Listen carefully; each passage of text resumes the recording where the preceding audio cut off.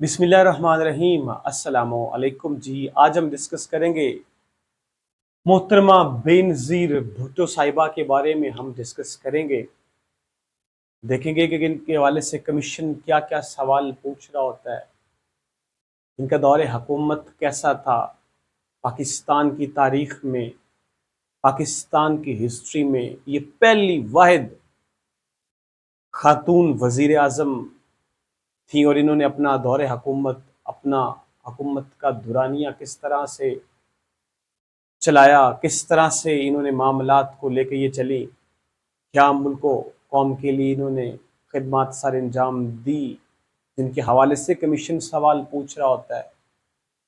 हम डिस्कस करेंगे, इनके हवाले से काफ़ी ज़्यादा इम्पोर्टेंट सवालात बन रहे होते हैं, उनको हम डिस्कस करेंगे आज के इस लेक्चर में। मैं सारी वही मालूमात आपके सामने रख रहा होता हूँ जो कहीं ना कहीं किसी न किसी पीपीएससी के पास्ट पेपर्स में ये सवालात पूछे गए होते हैं। एक हिस्ट्री की जो है वो फॉर्म में, एक तारीखी पस मंज़र जो है वो मैं आपके सामने रख रहा होता हूँ और एक कहानी की शक्ल में ये सारे मामलात लेके हम चल रहे होते हैं। इम्पोर्टेंट होते हैं, कोई सवाल स्किप ना कीजिएगा। कुछ मैं बातें यहाँ पे वर्बली बोलता हूँ, कुछ वाइट बोर्ड पर लिखता हूँ, मिलजुल कर ही काम चलता है। इसलिए जो मैं यहाँ पे बोलूँ या जो मैं यहाँ पे लिखूँ तो वो आपने कम अज कम लिखना ज़रूर है, क्योंकि वो इम्पोर्टेंट होता है, वो सवालात आए होते हैं, इसलिए ये डिस्कस करना बहुत ही ज़्यादा ज़रूरी है। अब हम ज़रा डिस्कस करते हैं कि बेनज़ीर भुट्टो साहिबा को हुकूमत किस तरह से मिलती है। बेनज़ीर भुट्टो साहिबा जो थी, ये पाकिस्तान की पहली खातून वज़ीर आज़म बनती हैं पाकिस्तान की तारीख में। आज तक इनके अलावा पाकिस्तान की तारीख में, पाकिस्तान की हिस्ट्री में कोई भी खातून वज़ीर आज़म नहीं आई, यही बनी थी।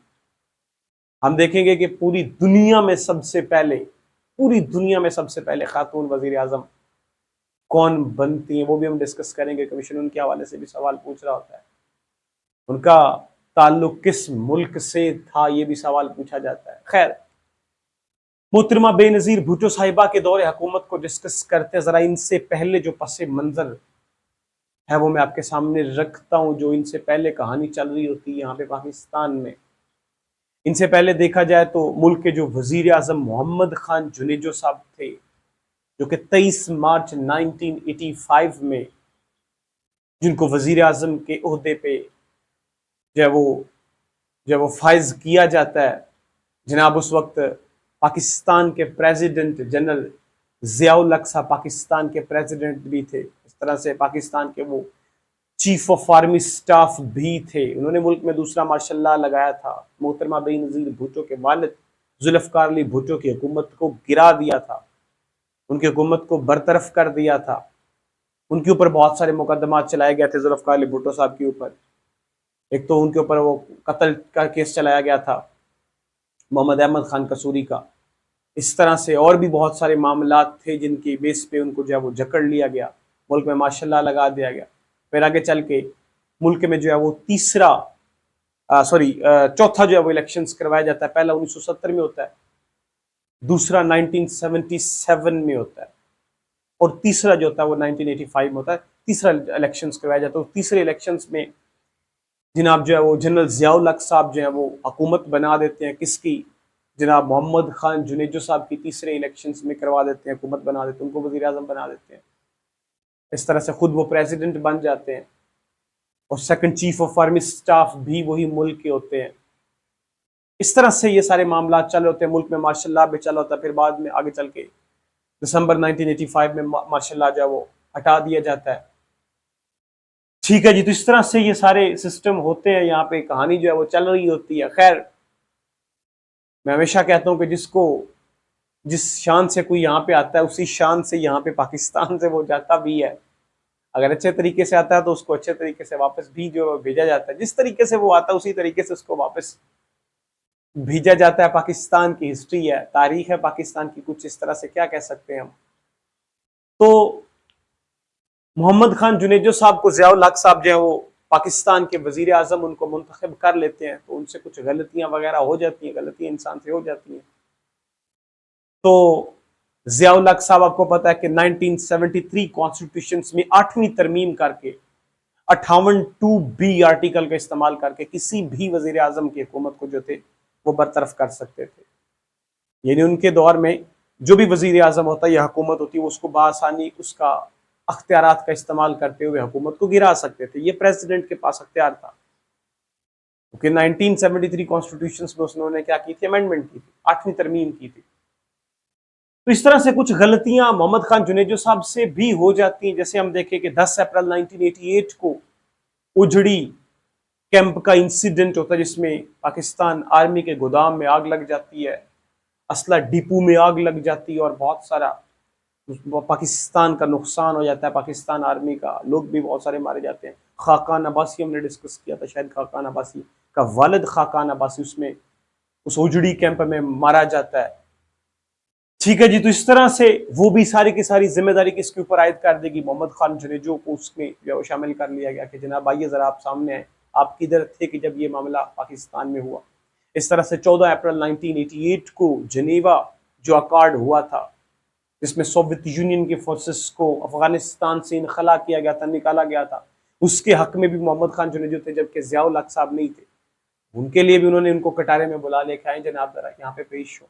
खैर ये सारे मामला थे और भी बहुत सारे लवाजमात इसके साथ जुड़े हुए थे। तो जनाब जियाउल हक साहब ने वक्त के सदर और वक्त के जो जर्नल थे, उन्होंने जनाब जो इस 58(2)B का इस्तेमाल करते हुए, वही जो उन्होंने एक बहुत बड़ी अपने हाथ में एक जो वो तलवार रखी हुई थी, अपने लिए एक ढाल बना के रखी हुई थी, उसका 58(2)B का इस्तेमाल करके उन्होंने जो है मोहम्मद खान जुनेजो की हुकूमत को बरतरफ कर दिया। उनकी हुकूमत को बरतरफ किया जाता है। फिर आगे चल के तकरीबन 17 अगस्त 1988 को वो बचाते खुद कलम एक हवाई हादसे का शिकार होते हुए इस फानी दुनिया से कूच कर जाते हैं, रुखसत हो जाते हैं। तो प्रेसिडेंट मुल्क का खत्म हो गया है, वो उसकी जो सीट थी वो खाली होगी, क्योंकि वो उनकी डेथ हो गई थी, वो मारे गए थे। इस तरह से जो चेयरमैन सेनेट था उस वक्त, अगर देखा जाए तो चेयरमैन सेनेट जो था वो गुलाम इसाक साहब जो थे वो उस वक्त चेयरमैन सेनेट बैठे हुए थे।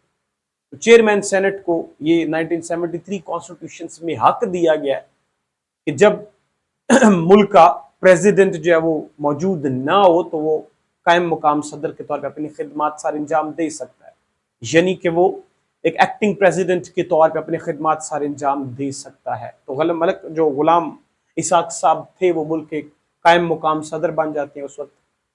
ठीक है जी, तो फिर वो बाद में आगे चल के इलेक्शंस का ऐलान करते हैं। तो तकरीबन नवंबर, ये कब की बात है, नवंबर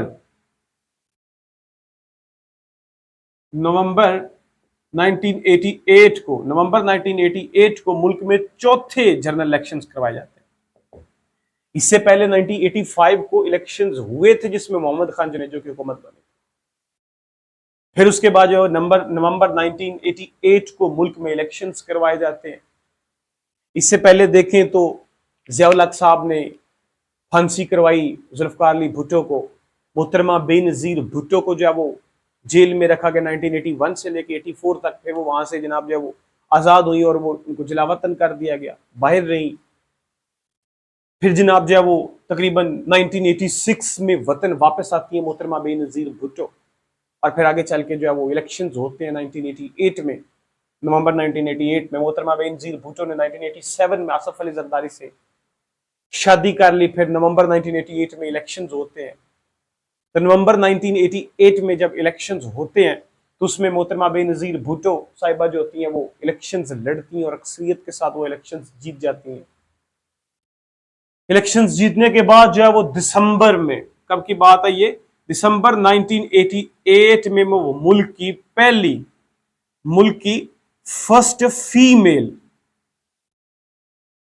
फर्स्ट फीमेल प्राइम मिनिस्टर बन जाती है। पाकिस्तान की पहली फीमेल प्राइम मिनिस्टर बन जाती है 1 दिसंबर 1988 को। पाकिस्तान की हिस्ट्री में पहली फीमेल प्राइम मिनिस्टर, और ओवरऑल देखा जाए तो ये 11वें नंबर की पीएम बनती है।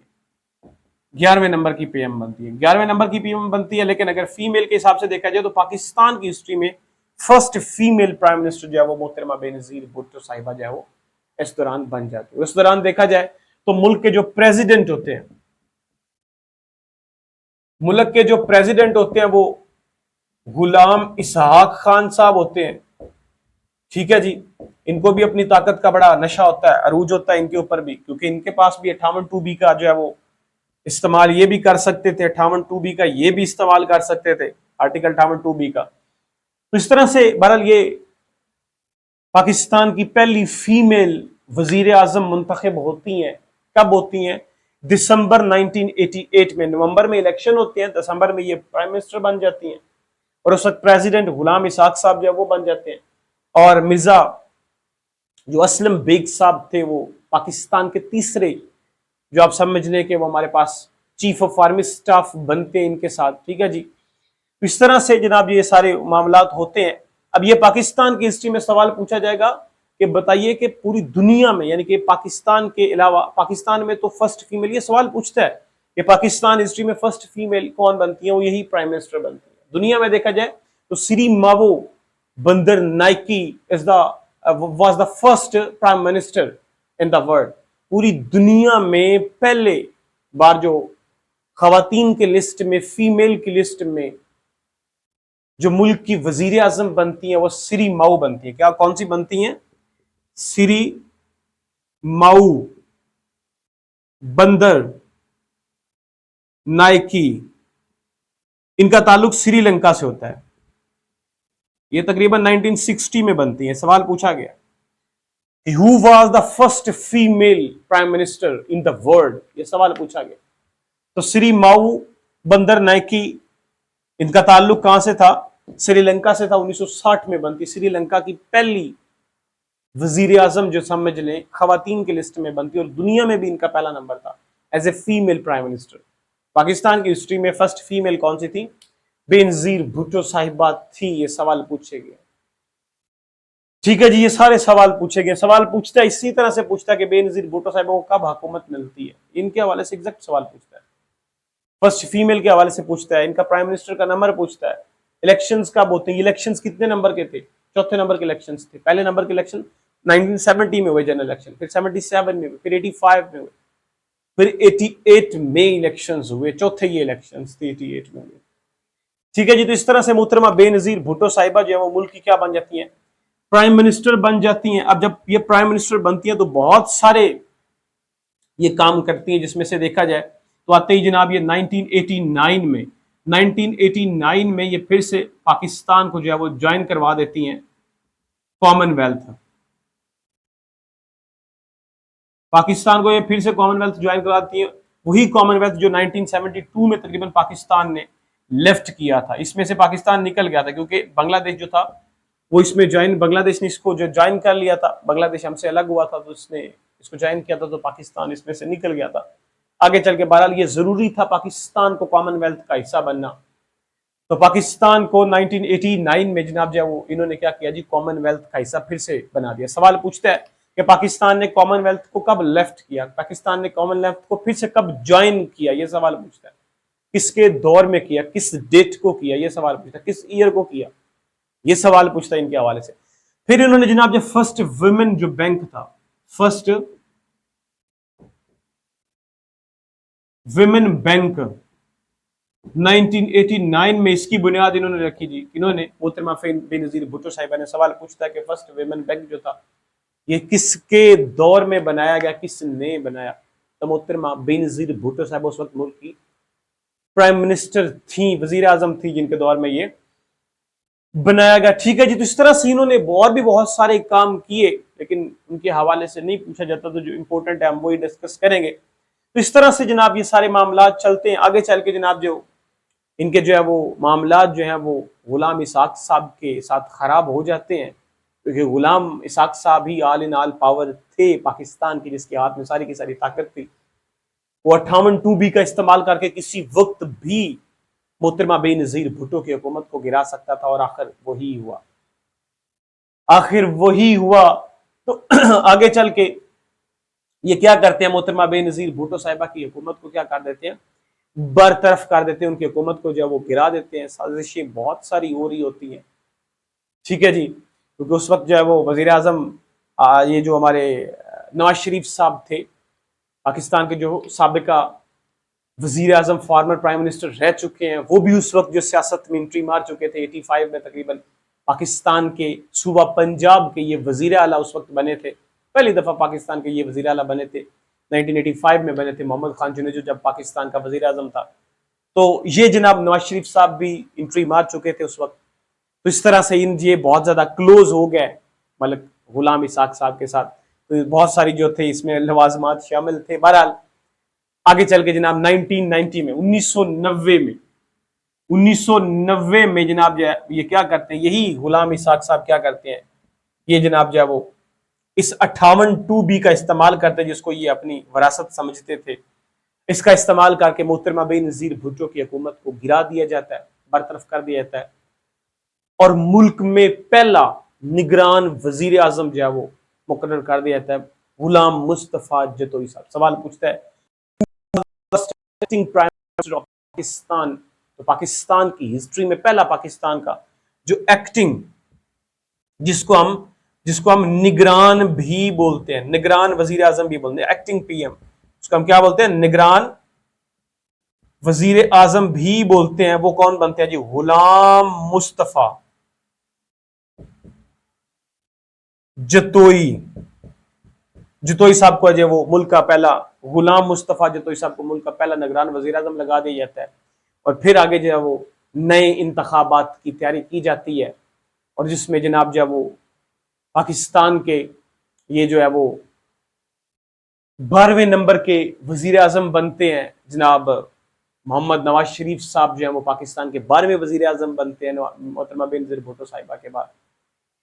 ठीक है जी, यही इनकी ये साजिश थी जो कामयाब हुई। गुलाम इसाक साहब ने जनाब जो है वो एंट्री मरवाई किसकी, जनाब जो है वो नवाज शरीफ साहब को जो है वो ये लेके आए, क्योंकि ये तो एक्टिंग प्रेसिडेंट थे, निगरान थे।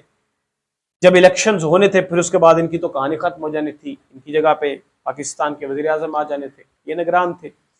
ठीक है जी, तो इस तरह से पहली हुकूमत, सवाल पूछता है कि बेनजीर भुट्टो साहिबा की पहली हुकूमत का जो टेन्योर था वो कब से कब तक था, वो 1988 से लेके 1990 तक था। और पाकिस्तान में पहली जो फीमेल प्राइम मिनिस्टर बनती है वो मोहतरमा बेनजीर भुट्टो साहिबा बनती हैं। और पूछता है सवाल कि मोहतरमा बेनजीर भुट्टो साहिबा की पहली हुकूमत किसने गिराई थी, उनको किसने बरतरफ किया था, और वो किसने किया था, प्रेसिडेंट गुलाम इसाक ने किया था, किसके तहत किया था, ये भी सवाल पूछा गया। 58(2)B का इस्तेमाल करके मोहतरमा बेनजीर भुट्टो की हुकूमत को गिरा दिया जाता है।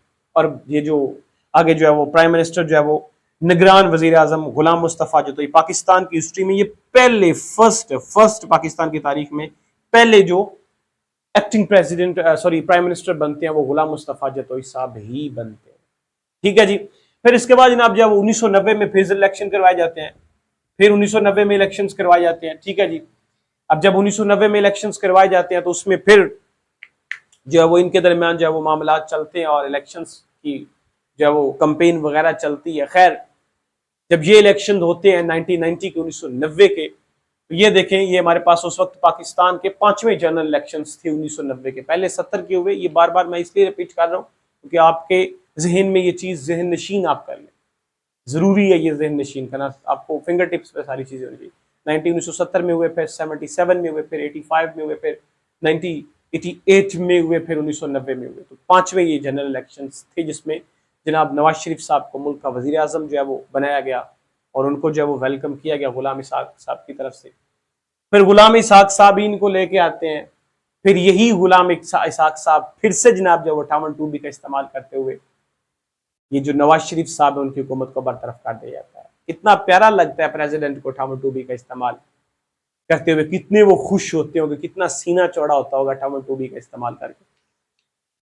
ठीक है जी, तो इस तरह से जनाब जो 58(2)B का इस्तेमाल करके नवाज शरीफ साहब की हुकूमत को भी गिरा दिया गया। नवाज शरीफ साहब की हुकूमत जो थी वो 1990 से लेकर 1993 तक थी, 1993 तक थी मुल्क की ये नवाज शरीफ साहब की हुकूमत, 1990 से 1993 तक थी। और इनको भी नवाज शरीफ साहब को भी ये जो मलक गुलाम इसाक खान साहब है, इन्होंने भी 58(2)B का इस्तेमाल करके नवाज शरीफ साहब की हुकूमत को 1993 में बरतरफ कर दिया। इनको भी घर भेज दे जाए जनाब, आप रेस्ट पे जाए। फिर जो है वो 1993 में इलेक्शंस करवाए जाते हैं। 1993 में जो है वो इलेक्शंस करवाए जाते हैं, ये पाकिस्तान के छठे जो इलेक्शंस होते हैं 1993 में इलेक्शंस करवाए जाते हैं।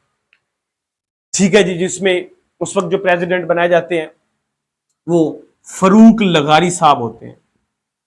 फरूक अहमद लगारी। फरूक अहमद लगारी साहब जब वो मुल्क के क्या बनते हैं जी, ये भी प्रेसिडेंट बनते हैं जी।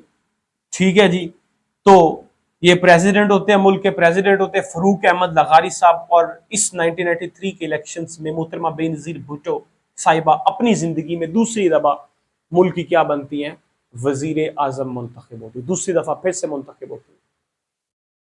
और ओवरऑल फिर 13वें नंबर की होती, क्योंकि वो पहले 11वें नंबर की रह चुकी, 12वें नंबर के वजीर आजम नवाज शरीफ साहब, फिर उनके बाद 13वें नंबर का नंबर जो है वो बेनजीर भुट्टो साहिबा अपनी जिंदगी में ये दूसरी दफा ये प्राइम मिनिस्टर बनी थी, वजीर आजम मुंतखब हुई थी, और पाकिस्तान की तारीख में दूसरी फीमेल प्राइम मिनिस्टर ये बनी थी।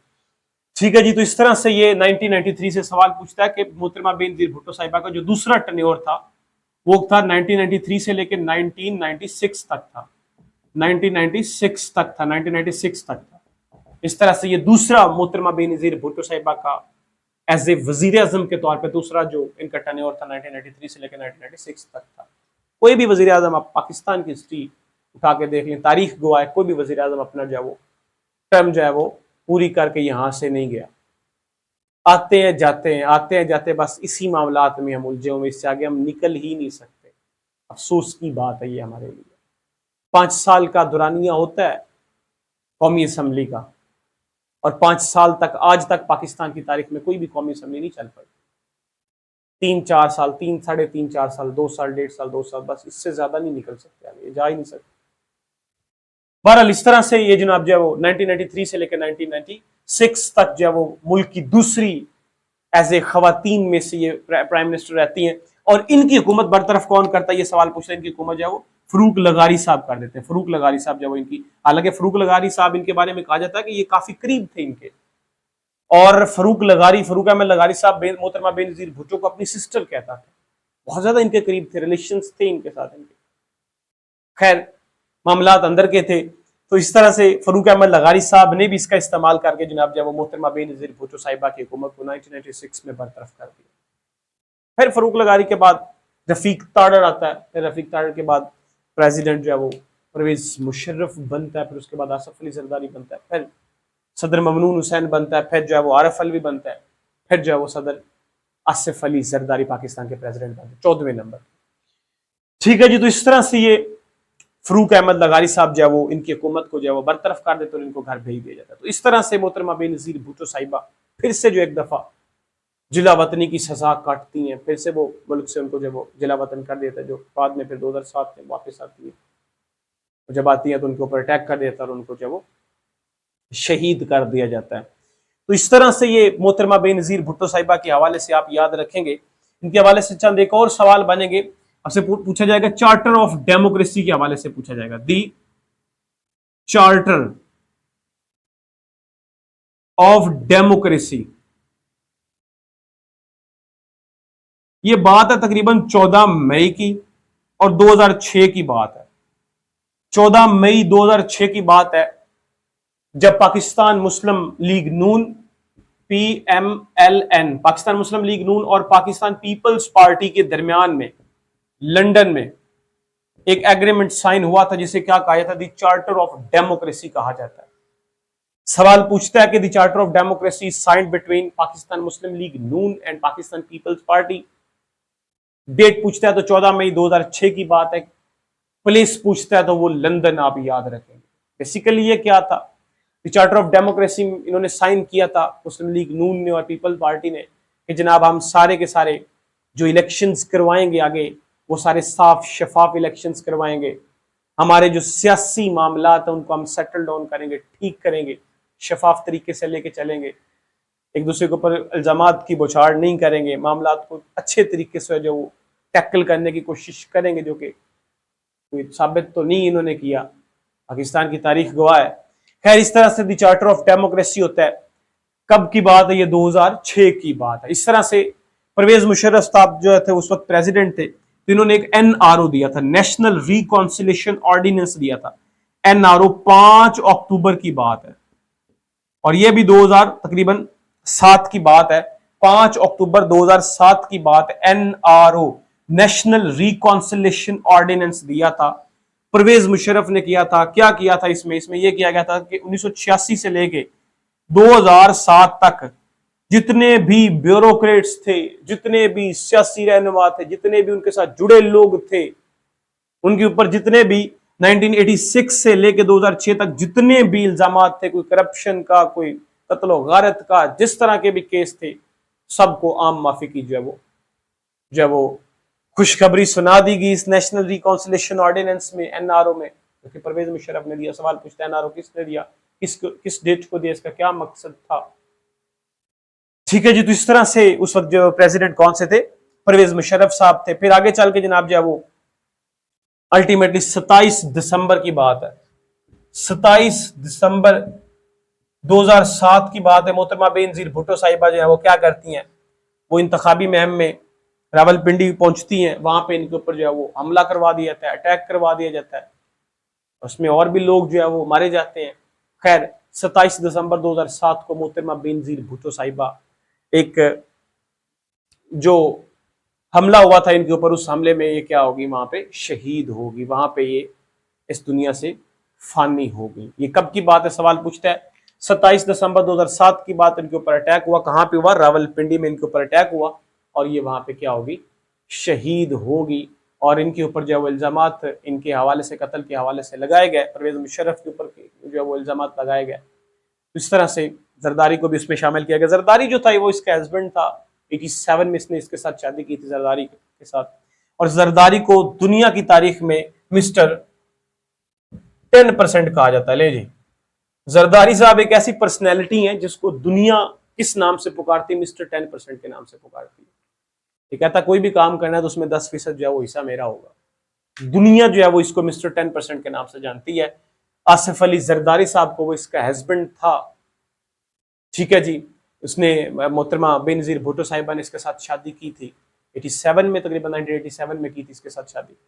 ये मुल्क का जो है वो 10वें नंबर का भी प्रेसिडेंट रहा है और इस वक्त करंट देखा जाए तो 14वें नंबर का प्रेसिडेंट भी मुल्क का यही है, आसिफ अली जरदारी साहब।